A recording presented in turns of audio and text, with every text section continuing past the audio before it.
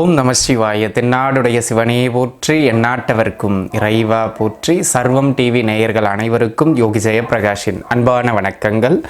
அன்பு உறவுகளே, இந்த பதிவில் நம்ம என்ன பார்க்க இருக்கோம் அப்படின்னு கேட்டுக்கிட்டீங்கன்னா, சனி பகவானினுடைய பெயர்வு ஒவ்வொரு நட்சத்திர வாரியாக உங்களுடைய ஜென்ம நட்சத்திரத்திற்கு அடுத்த 2.5 ஆண்டு காலகட்டம் எப்படி இருக்க போகின்றது இந்த சனியின் பெயர்வினால் அப்படிங்கிறத நம்ம பார்க்க இருக்கோம். சரிங்களா? சரி, இப்போ சனி பெயர்வாக போகிறார். ஏன் நம்ம இதை முக்கியத்துவமாக பார்க்கணும் அப்படின்னு கேட்டிங்கன்னா, கோச்சார பலன் என்பது அளவு குறைவாக இருந்தாலும், ஒரு 10% உட்பட்டதாக இருந்தாலும் சனியினுடைய பெயர்வு அதில் மிக பலமானது. ஏன் அப்படின்னு கேட்டுக்கிட்டிங்கன்னாங்க, ஒரு ராசியில் நீண்ட காலம் இருக்கக்கூடிய கிரகம் யார் அப்படின்னு கேட்டிங்கன்னா அது சனி பகவான். 2.25 ஆண்டிலிருந்து அதிகபட்சம் 3 வருடம் வரை, அதாவது நம்ம ஏறத்தாழ 2.5 ஆண்டுன்னு சொல்கிறோம். ஒரு ராசியில் இருப்பார். ஒரு ராசியில் அவர் 2.5 ஆண்டு காலகட்டம் இருக்கின்ற பொழுது அந்த ராசியில் இருந்து சில பேருக்கு நன்மையையும் சில பேருக்கு தீமையும் தாக்கத்தை பலமாக வழங்குவார். அப்பேற்பட்ட ஒரு வல்லமை பொருந்திய கிரகம், கோச்சார கிரகங்களிலேயே மிகவும் பலமான பலன்களை வழங்க வேண்டிய ஒரு கிரகம் அப்படின்னா அது சனி பகவான் தான். அந்த சனி பகவான் ஏற்கனவே கும்ப ராசியில் வீற்றிருக்கின்றார். அந்த கும்ப ராசி அவருடைய சொந்த வீட்டிலிருந்து தற்பொழுது மீன ராசிக்குள்ளாக பெயர்வு பெற இருக்கின்றார். அவ்வாறாக பெயர்வு பெறுகின்ற அவர் கிட்டத்தட்ட 2027 ஜூலை மாதம் வரைக்கும், ஜூன் ஜூலை வரைக்கும், அடுத்த ஒரு 2 வருடம் 3 மாத காலகட்டத்திற்கு மீன ராசிக்குள்ளாக நிலை பெற இருக்கின்றார். அங்கே அவர் வக்ரம் அடைவார். அது பிறகு, ஆனால் அடுத்த 2.25 ஆண்டுகளுக்கு அவர் மீன ராசிக்குள்ளாக அமர இருக்கிறார். அவ்வாறாக மீன ராசிக்குள்ளாக பயிற்சியாகின்ற இந்த சனி பகவான் எப்பொழுது பயிற்சியாகின்றார் என்று கேட்டால் 2025 இந்த ஆண்டு மார்ச் மாதத்தினுடைய 29ஆம் தினமன்று கும்பத்திலிருந்து மீன ராசிக்குள்ளாக பெயர்வு பெறுகின்றார். இவ்வாறாக பெயர்வு பெறுகின்ற இந்த சனி பகவான் ஒரு சுப வீடு, அதாவது சுக்கிரன் உச்சம் பெறுகின்ற வீடு, இன்னொரு சுபகிரகமான குருவின் வீடான அந்த மீன வீட்டுக்குள்ளாக பெயர்வு பெறுகின்ற சனி பகவானால் உங்களுடைய நட்சத்திரத்திற்கு எங்கெல்லாம் சிறப்பு, எங்கெல்லாம் நீங்கள் கவனமாக இருக்க வேண்டும் அப்படிங்கிறது விலாவாரியாக பார்க்கலாம். தொடர்ந்து வாருங்கள். ஆயில்ய நட்சத்திரத்து நண்பர்களை பொறுத்த மட்டிலும் பார்த்துக்கிட்டிங்கன்னா, இந்த சனியின் பெயர்ச்சி அப்படி யோகத்தை கொடுத்துருமா, இல்லை இந்த மாதிரி பெரிய நன்மைகளை பெற்று தந்துருமான்னா உண்மையை சொல்லணும்னா அப்படி இல்லை. ஆனாலும் இது ஒரு வரவேற்கத்தக்க ஒரு சனி பயிற்சி. ஏன்னா அஷ்டமத்து சனி அப்படிங்கிற ஒரு அமைப்புகளிலிருந்து நீங்கள் வெளியில் வர்றீங்க. அந்த விதத்தில் ஆயில்ய நட்சத்திரக்காரங்களுக்கு இது வரவேற்கத்தக்க சனி பயிற்சி அப்படிங்கிறதுல மாற்றம் கிடையாது.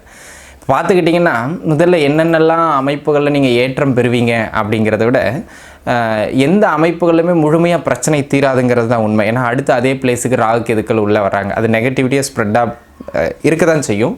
ஆனாலும் அளவு குறையும். நோய் தொந்தரவு கம்ப்ளீட்டாக 0 ஆகாது, ஆனால் வீரியம் குறைஞ்சிரும்.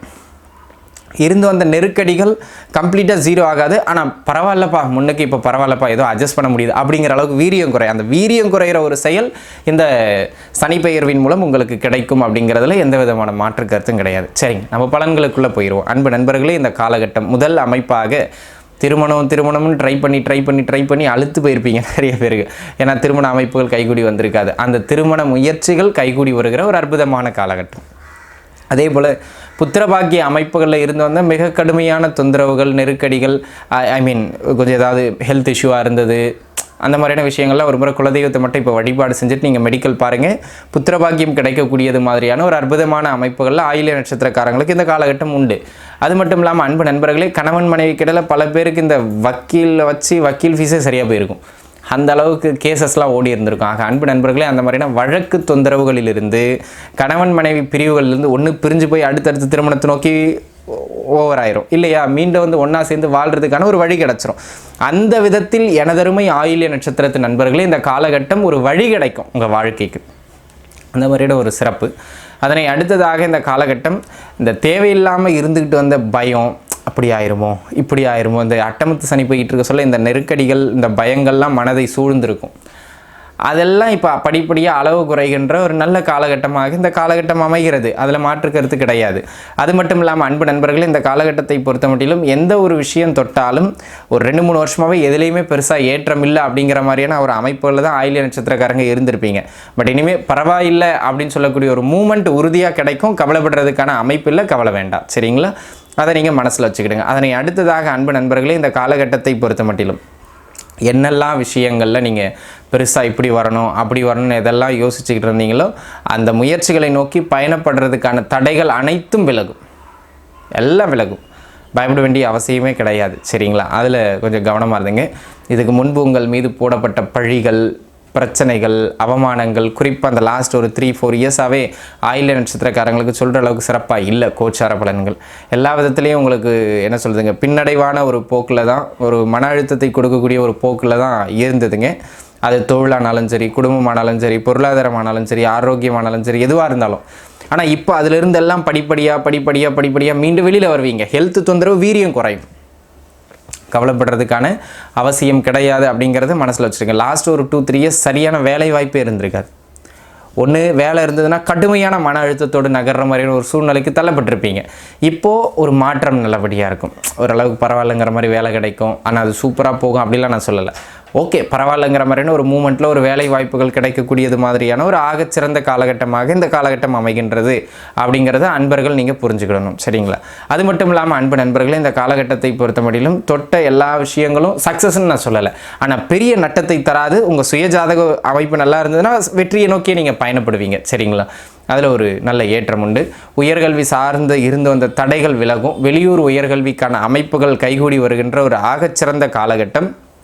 இந்த பூர்வீக சொத்துக்கள் சார்ந்த சில முன்னெடுப்புகள் தற்பொழுது உங்களுக்கு ஒரு நல்ல முன்மாதிரியாக விளங்கி அது பூர்வீகத்திலேருந்து சில நல்ல செய்திகளை பெற்று வந்து கொடுக்கும். கவலைப்படுறதுக்கான அமைப்பு கிடையாது. சரிங்களா?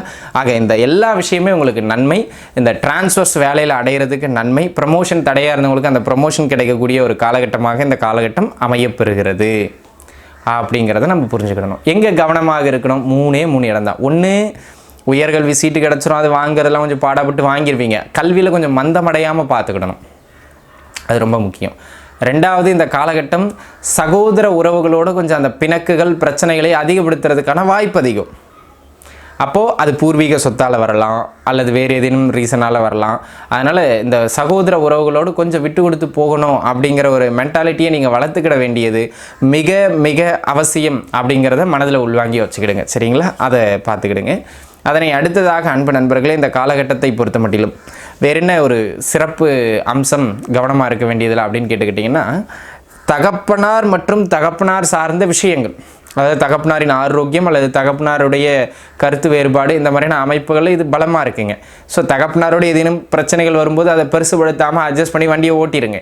தகப்பனாரினுடைய ஆரோக்கியத்தில் கொஞ்சம் கூடுதல் கவனம் செலுத்துங்க. அது உங்களுக்கு நன்மையும் கூட. சரிங்களா? அதை பார்த்துக்கிடுங்க. அதனை அடுத்த அமைப்பாக அன்பு நண்பர்களே, இந்த காலகட்டம் உங்கள் பெயரை கெடுத்திருப்பீங்க கடந்த காலங்களில். அது இப்போ பெருசாக ஓஹோன்னு வளர்ந்துடாது. ஆனால் அதை நீங்கள் போராடி சரி பண்ண வேண்டியதாக இருக்கும். ஆனால் அந்த போராட்டங்களுக்கு உங்களுக்கு ஒரு ரிசல்ட் கிடைக்கும். கவலைப்பட வேண்டிய அவசியம் இல்லை. சரிங்களா? ஸோ தகப்பனாரினுடைய உடல்நிலை, சகோதர உறவுகளோடு மட்டும் கொஞ்சம் கவனமாக இருந்துங்க. எந்த தகவலை யாருக்கு ஸ்ப்ரெட் பண்ணாலும் அது சரியான தகவலாக இல்லையாங்கிறத மட்டும் 1-2 முறை யோசித்து அதன் பிறகு அதை ஸ்ப்ரெட் பண்ணிக்கிறது மிக மிக நல்லது. பார்த்து நிதானமாக இருந்து கொள்ளுங்கள். கவனம் தேவை. சில இடங்களில் நல்ல முன்னேற்றம் உண்டு, சில இடங்களில் அதை நம்ம எதுன்னு சொல்லியிருக்கோம். அதுக்கு ஏற்றாற் போல் நீங்கள் நகர்ந்துக்கிறது மிக மிக நல்லது. நன்றாக இருப்பீர்கள். வாழ்க வளமுடன். நன்றி.